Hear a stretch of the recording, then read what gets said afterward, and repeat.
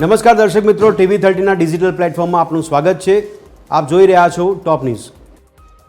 રશિયાના રાષ્ટ્રપતિ Vladimir પુતિને PM Modi સાથે કરી ફોન પર વાતચીત। વિદેશ મંત્રાલયના પ્રવક્તા રણધીર જયસ્વાલે આ વિશે એક્સ પર પોસ્ટ કરી। પુતિને ભારતના પહેલગામમાં થયેલા આતંકવાદી હુમલાની આકરી નિંદા કરી।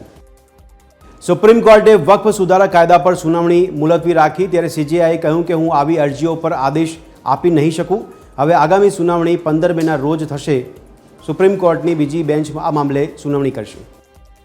પ્રવાસીઓની સુરક્ષા માટે સુપ્રીમ કોર્ટમાં અરજી દાખલ કરવામાં આવી હતી, ત્યારે સુપ્રીમ કોર્ટે અરજદારને ઠપકો આપ્યો હતો। પ્રવાસીઓની સુરક્ષા અંગે માર્ગદર્શિકા માંગતી અરજી ફગાવવામાં આવી।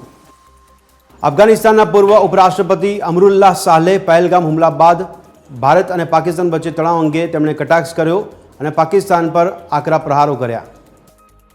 તો ભારતના ડરથી પાકિસ્તાને યુએનનો દરવાજો ખખડાવ્યો। ભારત અને પાકિસ્તાન માટે UNSCની બેઠક બોલાવવામાં આવી।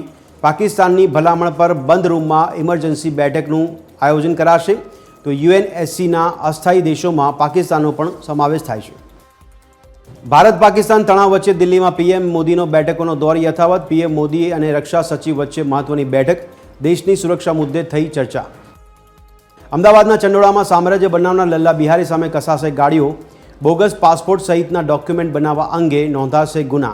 ત્યારે સરકારી જમીન પર ગેરકાયદેસર દબાણ કરવા બદલ ફરિયાદ પણ નોંધવામાં આવશે। ધોરણ 12 અને ગુજકેટનું પરિણામ જાહેર। વિજ્ઞાન પ્રવાહનું 83.51%, તો સામાન્ય પ્રવાહનું 93.07% આવ્યું પરિણામ। વિજ્ઞાન પ્રવાહમાં 92.91% ટકાવારી સાથે મોરબી જિલ્લો મોખરે। રાજ્યમાં આગામી 5 દિવસ માવઠાનું સંકટ, ભારે પવન અને ગાજવીજ સાથે કરા પડવાની આગાહી। આજે કચ્છ, બનાસકાંઠા, પાટણ, સાબરકાંઠા, મહેસાણા અને અરવલ્લીમાં વરસાદની આગાહી। ભરૂચના વાલિયામાં ટેન્કરે પલટી મારી। ગામના વળાંક પાસે ટેન્કર ચાલકને ઝોકું આવી જતા ટેન્કર પલટ્યું। ખાદ્ય તેલ ઢોળાતા વટેમાર્ગુએ મચાવી લૂંટ।